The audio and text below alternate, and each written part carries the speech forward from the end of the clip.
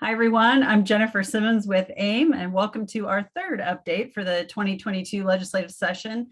Joining me today is Jenna Nepper, our Government Affairs Director, and Campbell Ritchie, our Policy Director. Chris isn't here with us today, so I'll just add that things continue to move extremely quickly through the House and Senate. We are less than 2 weeks away from the halfway point where all surviving bills change houses. It's incredible how quickly short sessions go, especially this one. And an issue that continues to move quickly, in my opinion, is the business personal property tax matter that we've been discussing actually for months, but especially during this legislative session. Campbell, do you want to update everyone on where those bills of focus stand right now? House Bill 1002, which is the House of Representatives' large tax cut bill that also includes the business personal property tax cut language in it, passed the House of Representatives on Thursday. For a reminder, what's contained in that bill with respect to business personal property is a elimination of the 30% depreciation floor on all new property moving forward. That bill passed with a significant number of no votes because there's still a lot of disagreement on the tax cut language generally, even inside the House. And it's been, but it was passed and it's been sent over to the Senate to Senator Ryan Mishler, who's chair of the Appropriations Committee. The Senate and the House have not exactly been on the same page with respect to the tax cut discussion for the entirety of the summer. So it remains to be seen what Senator Mishler and the committees in the Senate will do with that bill. But we'll learn a little bit more this upcoming week when the Senate Tax and Fiscal Policy Committee hears their version of the business personal property tax bill, Senate Bill 378.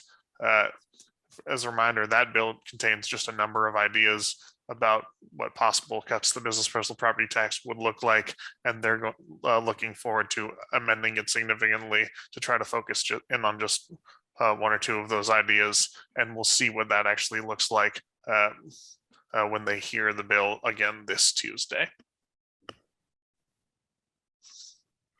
All right, and just a reminder for everyone, we are working with several partners that advocate for local government, those recipients of the business personal property tax. The Replace Don't Erase Coalition is extremely active right now. I urge you to visit our website at aimindiana.org/BPPT to get caught up on the Replace Don't Erase Coalition. We have talking points and we have sample resolutions on there, and we would strongly encourage our municipal members and other members of the Replace Don't Erase Coalition to take a look at those template resolutions and consider having your councils or board adopt one of these resolutions, making sure that lawmakers know where you stand on any revenue from the business personal property tax being taken away from local budgets without a proper replacement, full replacement. So please take a look at those resolutions and get engaged with that Replace Don't Erase Coalition, and let us know when you do so we can put those on the website. Next up is an AIM initiative. We had some great progress, I would say, this week on the Senate Bill 117, the police logs issue. Jenna, do you want to recap that? Yeah, thanks, Jennifer. And I know so much of our conversations have centered around some of these big picture items, but we are making progress on several of our initiatives, and this is the first one to make it across to the other house. So Senate Bill 117 is authored by Senator Kyle Walker. It's the bill that allows the name of minors who are a victim of a crime to be redacted from police logs. And this is important because they're public record, and there have been situations where the name of a minor has been printed in a newspaper, and kind of a worst case scenario where the name of a minor was printed in a newspaper before the family was notified. And this was brought to us by a member in Northern Indiana, and we're grateful that Senator Walker carried it, passed out of committee unanimously the first week, and then passed the Senate 49-0 yesterday, which was great news. On the House side, Representative Bartels is going to be the sponsor. He has a law enforcement background, and so we're excited to work with him on this initiative moving forward. All right, next up, there are several bills this session that tie into public meetings, public notices, and how the public is engaged in our meetings including virtual meetings. Jenna, do you want to go through some of those bills and let everyone know what's going on? Absolutely. This session, we have seen a number of bills tied to public meetings in particular. There were 3 bills assigned to House Gov and Reg early on this session that deal specifically with a requirement to allow public comments at all governing bodies meetings. The bill that did move forward, as you mentioned, is House Bill 1130, authored by Representative Tim O'Brien. After several conversations with the chairman of that committee, Representative O'Brien, and other members of that committee, the bill was narrowed down to school board meetings. It doesn't impact our local units of governments and their governing bodies meetings in terms of that public requirement or public comment requirement. But it does tie to one of our initiatives. Right now, it does unfortunately include language that deals with the use of virtual meetings in times of emergency. This language still applies to all governing bodies. It limits the ability to use virtual meetings during future times of emergency to orders that tie specifically to situations where public gatherings can't occur.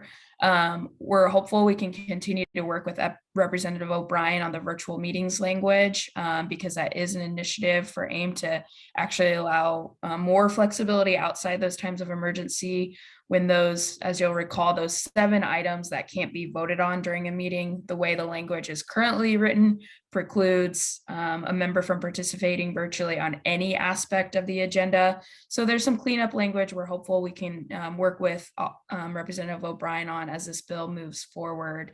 But for now, in terms of the public agenda, public comment stuff, all of that was removed and does not impact local units, which is good news for us moving forward.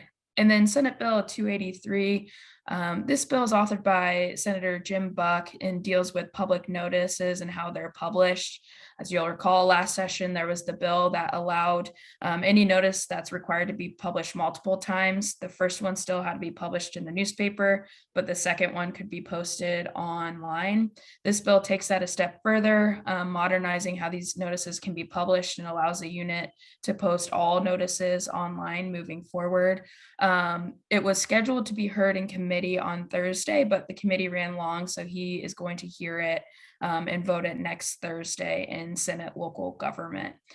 So more to come there, but it's a step in the right direction toward continuing to modernize how these notices are published, and is something AIM's worked on for multiple sessions.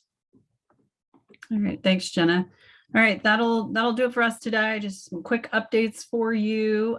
Just a reminder as well, the AIM Legislative Dinner is on February 8th. That is free to all members here in Indianapolis and a great opportunity to sit and have dinner with your legislators and continue to build relationships and talk with them about several bills of importance to municipalities.